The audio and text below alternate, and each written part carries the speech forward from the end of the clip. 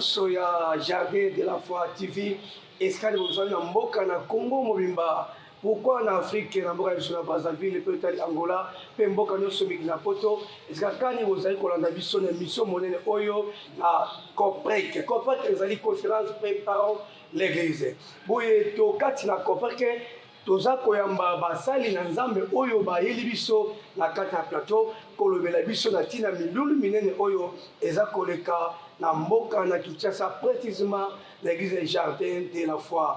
Boye ngai na dilobeli apôtre Désiré Ben Shaddai fils de l'homme.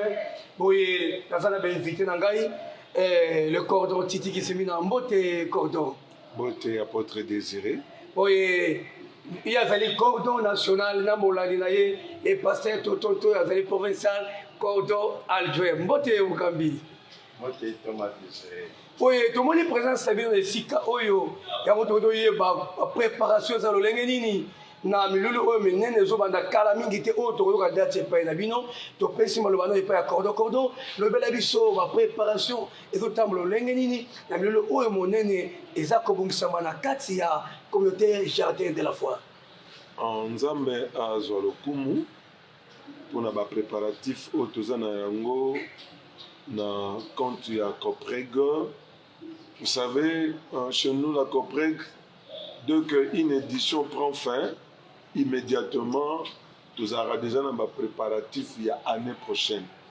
Donc, le préparatif est au malam, tout ça, il y a 200 antennes où tu as poule, précisément à Kinshasa, tu as une poule na Tchango, tu as Kitambo, tu as Selemba 1, Selemba 2, tu as Makala, tu as Ngamba.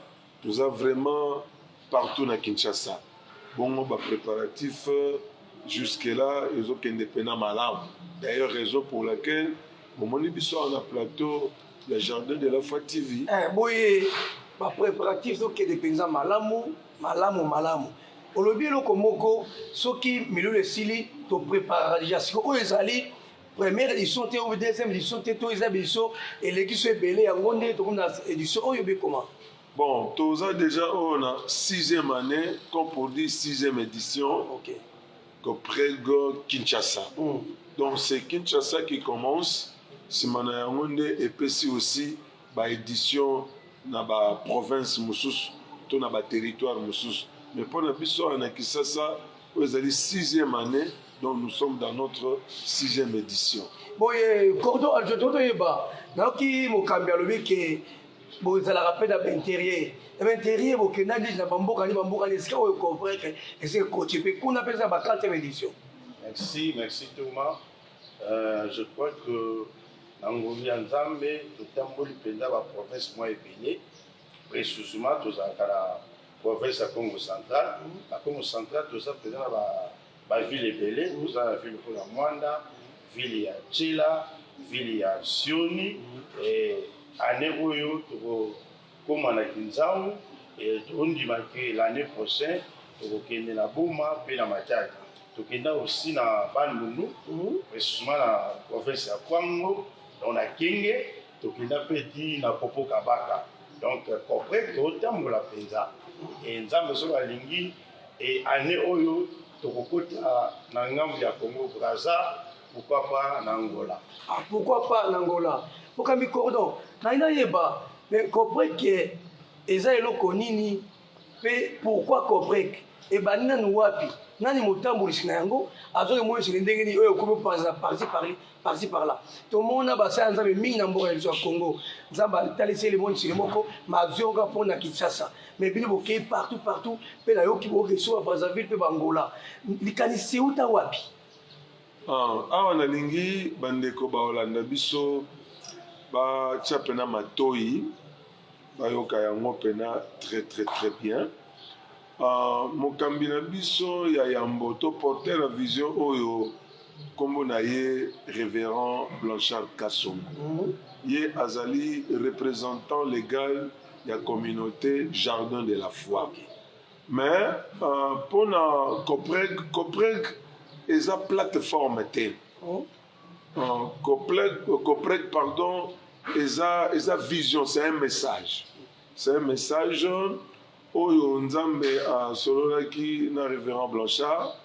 Lorsque Dieu avait parlé et pas à révérend Blanchard, le révérend Blanchard pensait que c'était uniquement pour la communauté Jardin de la Foi. Et Nzambe a ce qui est constaté un peu après le mariage, après le voyage, après le travail, après tout ce que l'homme pourra faire sur la terre. Et enfin, à Okendewat, parce qu'il y a une éternité où c'est la bisso. Parce que bisso, nous tous sommes pèlerins. Vous savez, dans Matthieu chapitre 24, où ils appellent Moboko, to maman likambo, et pas y comprennent que Vandi, Yesu, alobi, vous savez là où je vais. Je m'en vais vous préparer une place et je viendrai vous chercher pour que là où je suis, que vous y soyez aussi. Donc là, on parle de l'enlèvement de l'église. Maintenant, il faut que l'église soit préparée. Alors, tant que le révérend Blanchard a eu vision, lui, il pensait qu'il devrait seulement préparer l'église, toute la communauté, Jardin de la Foi. Quand il a prêché ça, dans le Jardin de la Foi, on a dit non. C'est une vision universelle. C'est une vision vraiment plénipotentielle où tout le monde doit être préparé, toutes les églises. Sur ces, réunissez le pasteur, présentez dans nos visions, dans le souci que, supposons, nous organisons une conférence et qu'une conférence réunit au minimum 100 pasteurs. Alors, chacun le pasteur, il a au moins tout un minimum 20 brebis. C'est au même moment, la place du révérend Blanchard, à une église où il y a Dikiani, à une église où il y a Chouapa, à une église où il y a Selimba, et tant qu'il met à Okokate. Mais il faudrait que le pasteur Bahia, pour que Bazo vision, la raison pour laquelle Copreg a 3 objectifs principaux. Premier objectif, il y a vision dans Copreg Ezali, rappeler aux hommes de Dieu qui doivent préparer l'épouse pour l'époux qui est Jésus-Christ. De tout rappeler que parce que c'est un message, il y a Sikate, c'est un message, il y a Kara. Tout rappeler pour que Batou bazonge la matière. Deuxième objectif, encourager. Déjà, bazokone ko emboîter les pas à yango na niveau nyonso. Na niveau nyonso bateya yango na ba maman maraîchère. Bateya yango na ba ndeko moto. Bateya yango bipai nyonso o ba vie, souffle de vie ezali bateya yango. Puis troisième motivation na biso to ba ki ba o ba yebité. Basa makasi ba yekola yango. Yango no moni comprendre to benga yango lokola école. École mutaye ayekoli. Puis mingi édition à Kinshasa, il y a un mutezala lokola en déclencheur. Déclencheur, il y a des thèmes oyo et ça là que to kena yango na ba différentes provinces, puis na ba différents territoires. Ça veut dire si net odo le bela awa thème, je pense que vous allez nous poser la question dès que nous exploitons un thème ici à Kinshasa, le thème là, nous allons le véhiculer partout pour que on a déjà voté année ou voilà la manière dont tu as vraiment préparé. Oui, merci beaucoup. Pasteur Toto Yeba, Kitaka Mingi na ba province. Est-ce que les appels à la délégation sur Takaba Kilimsusu, to na ba province sous pe boye ba na Robek Sabango na Milulu Oya Kopek? Oui. Zoka ba délégation Utakaba Nulu. Utaka Congo central, Nedrobaki, bandeko ya Mwanda, bandeko ya Tchela, bandeko ya Sioni, sokola bandeko ya Braza, pe bate ba utaka na mboka Libanda, lokola États-Unis, lokola Angleterre, na Londres, bango nyonso bazoya na kati ya Copreg. Voilà la délégation ya pasteur, kaka na ville ya Kinshasa, dans chaque commune, nous avons la délégation bakoya pour participer na kati ya Copreg. Et bandima vision yango bamikota na kati ya vision bakomprendre que message oyo esengi na temps oyo eza yango. C'est-à-dire de préparer l'église pour l'enlèvement. Parce que Jésus-Christ akoya kozwa église na ye. C'est-à-dire l'enlèvement de l'église. tokotika mokili oyo po tokende na cité céleste yango pasteur bayokaka vision basadera na vision bandima vision babi yango mpe bongi mpona biso donc badélégation ezali ya parci par-là bayaka wana paster titi po toshite makambo mosusu totoyeba koko soni bokutai nango obanda projet diso kini bokoma na systeme diso po koteya mateya oyo eza jete bato mosusu balinga yango te basekula mpe nango te ndimaka ke beaucoup de l'église batiyaka enlèvement te baproba église te est ce que bandeli obanda bokuta te na kokoso moko te to bokende kaka bokeka ti sukale na systeme diso oyo. Oui, bakokoso eza mais mingi penza te. Donc bandima bino. Bandima biso. Mais dans certaines provinces, tokomi pe, là pour ne pas citer les noms, tokomi pe tokuti ba banderole ba pasoli, ba fiche ba pasoli. Ça veut dire ce sont des provinces où il y a plus de la magie. Ah, okay. Qui bokoko penza ezali tokutana. Natani mboka te tokena na mboka moko bayebisi biso mais ici l'évangile ne se prêche pas. Ici l'évangile ne se prêche pas. D'ailleurs, vous verrez même le jeune Jean. Dès que nous sommes arrivés, je pense que le cordon adjoint Toto Ayebi, tout ça là, accident 2 fois. Oh, bah, Pinem Tukapene Longwe, juste Tokomana, rivière Mosongolo.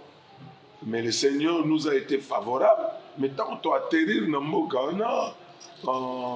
que tous les magiciens, même le chauffeur qui était venu nous chercher, quand on a bravé l'accident, ils nous ont traités de magiciens. Mais quand ils ont écouté le message, ils se sont dit non, on pensait que Boya qui peut beaucoup de ça, magie, il y a un message qui bango. Vraiment, même dans AT, l'administrateur du territoire, Bazaki très content, Bayambarabiso bien, Koyoka prena message automemela bango. La difficulté, Tokutana Nango, Monica Kolonga Kisasa, nous sommes des Quinois, arrivés, nous tous en adage, à la guerre comme à la guerre. Il t'a tout bima, tout bimi pensa.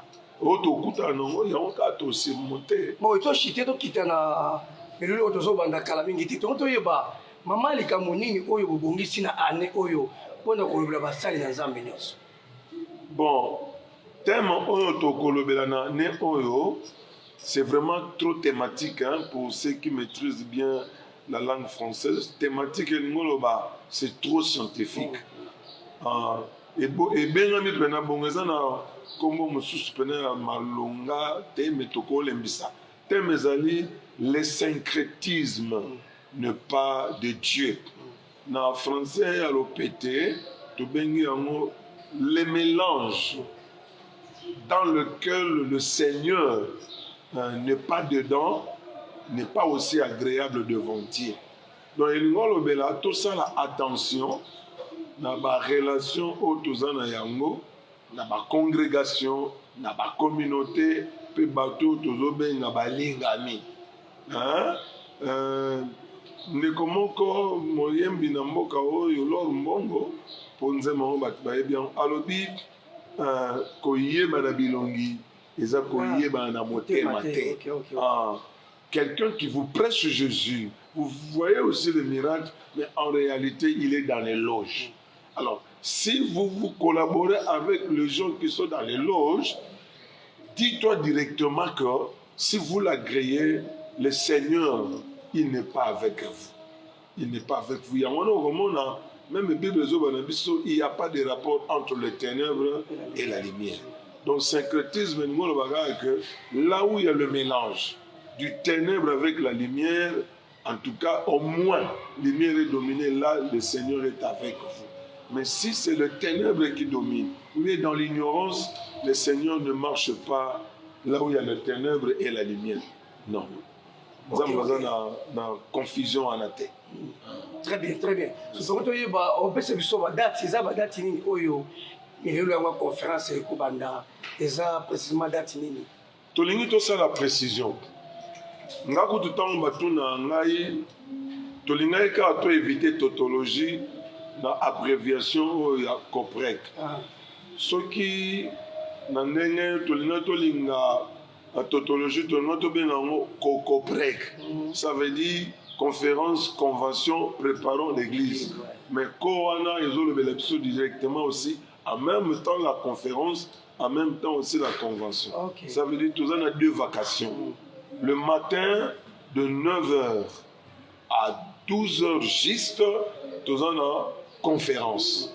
Wana Egobanda précisément en mardi le 29 août, pour que nous cochiter na yango vendredi le 1er septembre.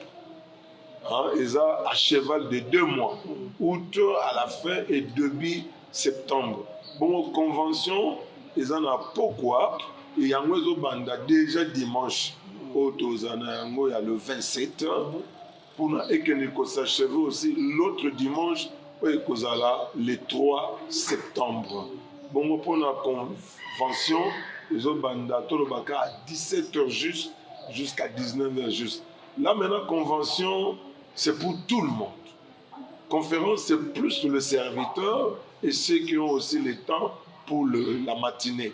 Mais la conférence, c'est spécialement le somme de Dieu.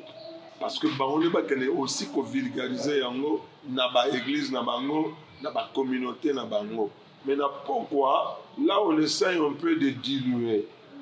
Il y a le français pour que nous connaissions toutes tendances confondues. Comprendre.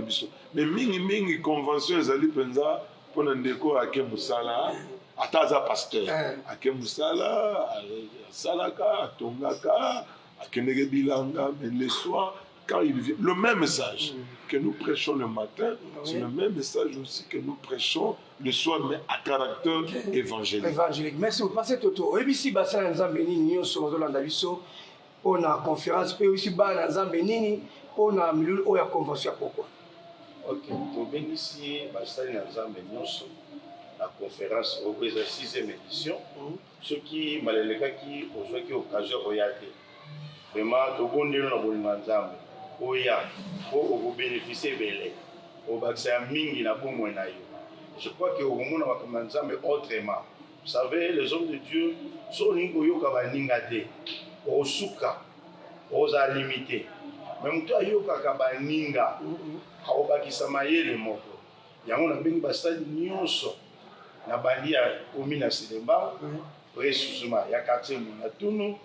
Pays na bengisi basali nyonso ya bumbu ngilingi vila Kinshasa nyonso pe bandeko ba musika balibanda ya Congo tango yoki mbela oyo futa billet lokola ba nyonso na ba province ba futa ba billet ba non vu le message nandimi na futa billet parce que maman il faut payer les prix soko lingi lobo koma munene il faut payer le prix il faut ni mas des fois au sala ba sacrifice au tikili botra yo oye commerce te oyega koyoka nenge oyoki wana makambo oyo et osa la force na yo et la profiter pe kobenga bana na Nzambe oyo za mukristu ata mukristu te ya koyoka deux fois okatake osa dans le bon nzoko osa dans le faux mais tant oyoka makomi tant oyoka bandeko basali baleki ba défiler ba décortiquer bible nazaka dans le faux okozonga na nzela. Donc, na pesimbela na batu nyonso yaka. Donc, bongisa agenda na yo. Le ba était dans la bakope moko. Mais semaine prochaine, quelle que soit l'invitation, quel que soit comment on s'appelle, bina kende nanu la convention parce que ça pour la bola. Ok, merci beaucoup. Kiloba suka oyo tokoki koloba pour na batu nyonso balandi biso. Pe na ba komi musumo mondo tenga Silemba pochika na quelques minutes Silemba que pour se limiter na mo biga Silemba pasa Nzambe suko ba komi mususu bakoko yate te na biga ki basali nyonso ya ville ya Kinshasa na baneno na Silemba pe access ke église pe église na pesimbela na ville ya Kinshasa mo sa ya Nzambe nyonso eska ka nzali bakoko yata bango. Ok, merci beaucoup. Vous avez le bienvenu. Ok, merci. Et vous avez la cité. Merci beaucoup, merci. Nous bénissons le Seigneur pour ses assises. Merci beaucoup. Na chaîne Abisso Monene Jardin de la Foi TV. Merci. Et là, quelle mission Copain prépare l'église. Il y a communauté monnaie jardin de la foi et Kambami, la Moshane Nzambe, les révérends pasteurs, Blanchard, Kassongo, Kwaza visionnaire, il y a communauté Oyo. Bon, à partir déjà le 27, qui n'ont les 3 septembre, toza awa na milulu minene kozana pourquoi ainsi que le 29 à partir de 8h à 12h juste toza la conférence va faire nzamba nyos tout tikanzambe yalola apambola bojo sakanda biso ciao.